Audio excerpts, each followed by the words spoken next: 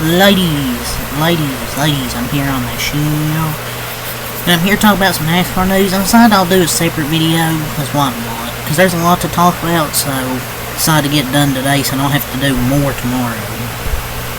So, first thing I'll talk about is the COTA road course, the Circuit of the Americas road course change for NASCAR. So they're changing the layout. Instead of the full course, they will cut off the long straightaways and make the turn to the right, to the back half right after the S is the national course, which is 2.3 miles.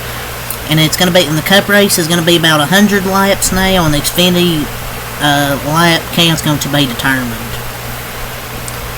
Well, rip turn 11 dive bombs. I don't know about that. I don't know. Is there other, well, you can pass into turn 1. I mean, if you can survive the dive bombings. But turn 12 was a bunch of dive bombs too. Turn 1 is one of the is one passing zone. But there was a pretty good post from Balzi Tatarovich or where on Twitter. Alan Cavana called turns 6 through 10 for PRN, and 2 days there weren't any passes.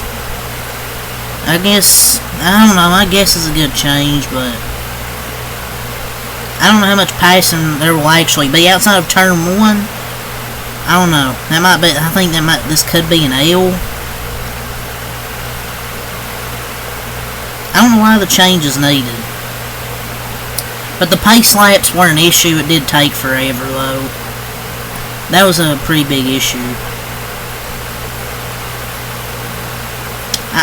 I don't know. I mean, maybe give it a try. If it doesn't work, maybe go back to it, or just go away from COTA. I don't know. I didn't ask for this, but whatever. It doesn't fix the issue that the cars aren't very good on road courses. This is going to change the thing, but NASCAR likes what they see.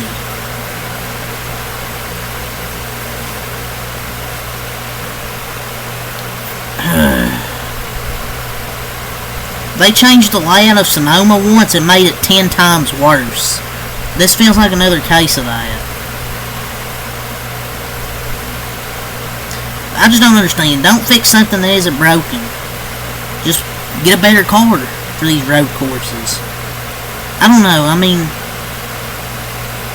the fans get more laps for the Cup Series, I guess, 30-35 laps, caution shorter because of a shorter course, and possibly fewer track limits calls in the S's because of hard left-hander after them. I guess some thoughts, but I just don't really care for COTA. I mean, they could just get rid of it, to be honest. I don't know if it's gonna be more action, though. I don't know if there's gonna be more passes with this course. I don't know. I just want a good car, man. This next gen car is so ass. But yeah, I guess there's my thoughts on that. So RCR announced Richard Boswell, Chase Briscoe's crew chief, comes to the organization as a crew chief for Austin Dillon. He will replace Justin Alexander. Randall Burnett continues as Kyle Busch's crew chief. Keith Strawden, the VP of competition, and John Klossmeyer, SHR, is now the technical director. Will this mean good things to come? No. RCR is terrible.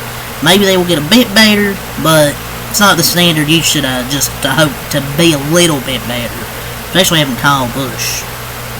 But I guess it's a good addition, because Boswell got Briscoe 9 Xfinity wins in 2020 and got the Southern 500 this year. If he can't help this team, then I don't know. These are just, but some of these, outside of that, just mid changes. I don't know, maybe Justin Alexander's done with this terrible team. They had to drag him back out, I think, of retirement. Did he retire?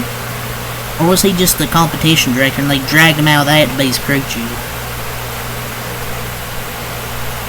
So Daniel Hemrick Obviously, Christian Eck is going to Xfinity next year for college. So, as I was saying, obviously, Christian Eck is going to Xfinity next year, and Daniel Hemrick, who is leaving college racing after 1 year, he will compete full-time in the Truck Series next season. He's going to be replacing Christian Eck in the McAnally Hilgeman number 19 truck. The crew chief will be to be determined at some point, but close enough. Welcome back to 2016 BKR. Remember when he drove the 19 in 2016 for Brad Keselowski Racing? It's close enough. I mean, maybe it's a good decision for both parties. Maybe he could do good for this truck. I mean, this will probably be one of the best trucks in the series.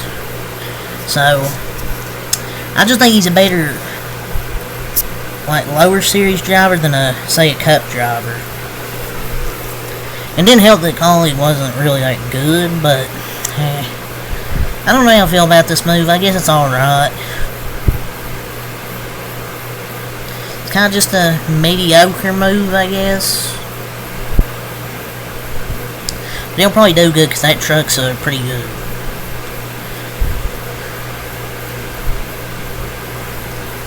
So, oh my god. R Motorsports has named Chris Wright as its full-time driver of the number 5 car in the Xfinity Series.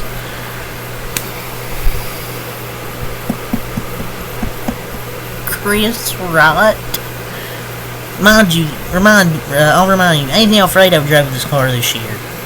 Oh boy, can't wait to see the car qualify 30, run 25th, 30th every week. R Motorsport probably won't return in 2026. This guy's gonna fucking wreck every car out there. Alfredo wasn't that bad in that car. He ran good. This is how to kill your team 101. They dropped Anthony Alfredo for Chris Wright.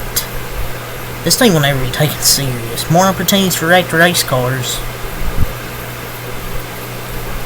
Like, how does Chris Wright still get rides, man? Like, the dude is terrible. Wrecks a lot. Doesn't run good. Anthony Alfredo qualified good in that car and he ran good in it. That pretty much tells you all you need to know about the money. About money. And Dude Wives will continue their streak of races with Anthony Alfredo probably wherever he lands. So, yeah, so 2311 Racing.